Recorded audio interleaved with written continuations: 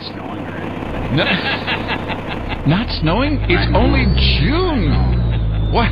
It's warmed up even. Well, in Texas, we're going to hit triple digits for 3 days in a row. In North Texas, other parts of Texas may not hit that, but triple digits for North Texas for the next few days. So we are well into summer.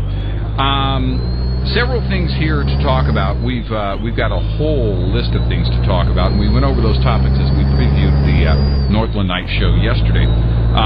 But there are some signs with the economy. Everything's about the economy right now, isn't it? I'm apparently addicted to the financial channels.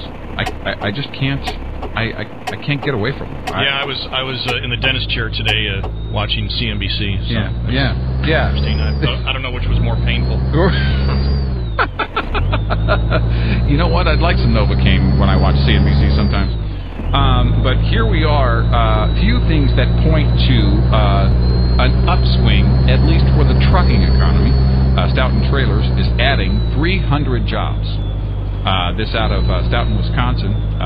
Just up the road from you guys. Stoughton. Thank you so much. You know what? I read this yesterday, and I thought, well, it looks like Stoughton. And thank you so much. I knew it was in your neck of the woods, and you guys would probably know. Stoughton Trailers out of Stoughton, Wisconsin, says it will add more than 300 employees to its payroll by the end of the year. The trailer manufacturer says that it will gradually increase production because of the strengthening market for its products. Notifications of possible job recalls went out to more than 500 laid-off employees in May. The company says positions will be filled by both recalled workers and new hires. Stoughton Trailers says it's Rock tire. They've been around for about 50 years. The important thing here is the trucking industry looks at the trailer indicator as I guess good news. When you start seeing orders come in, only when they start at Stoughton and other trailer manufacturers do they start. Only when they see these orders come in do they start to hire 300 employees. But they anticipate a pretty decent need for these trailers going forward, which means their customers are ordering them, which means these fleets, these other companies out there are seeing an upswing in freight. We saw the ATA's freight index go up nearly 1%, 0.9%, for April. The concern coming from as you move out of the transportation industry in the general economy is that April was a great month. The question is, what does May look like? April was a great month, in part because a lot of incentives in place for home buyers, and those incentives went away. Gary and I pointed out recently on the program that not only did those incentives go away in April, but we had a huge number in one market, 40% of the contracts. 40% of the contracts in San Diego were canceled, and that's huge.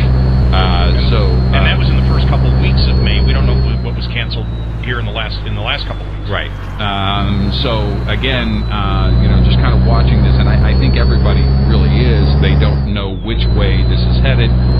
I actually heard one economist today who was on a panel on one of the financial channels who said, we're watching the discretionary spending index, and that the fact that the discretionary spending index has gone down only slightly, we believe is a positive sign, because it hasn't gone down as much as the other indicators.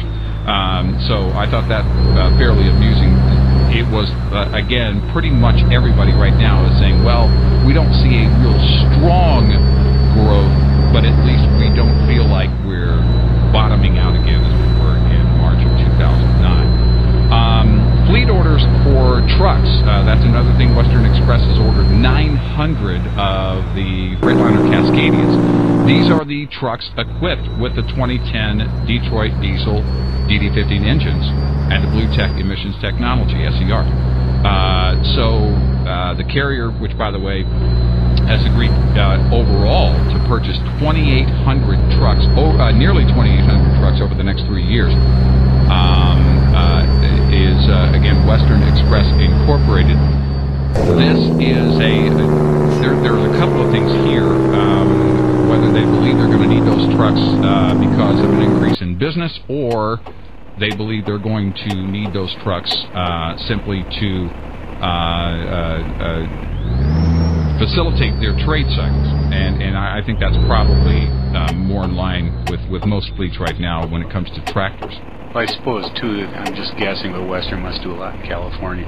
Yeah, well, you're absolutely right. That's a really great point, and that is for those who haven't run California in a long time for lots of obvious reasons, many of those we talk about on the program.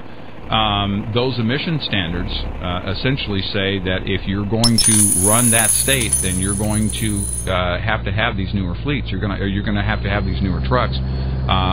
Even with their port fleets out there, they're pouring a lot of taxpayer money into the upgrading of the port fleets to again, try and get some cleaner air over that state. And there is there's an IHS Global Insight. This is a firm that is kind of does a lot of analysis on global trade and everything else.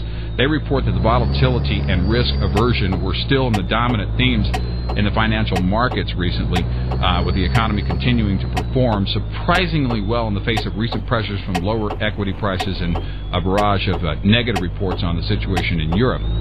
I guess that's another big question is, what does Europe look like? You have major manufacturers of equipment like Caterpillar.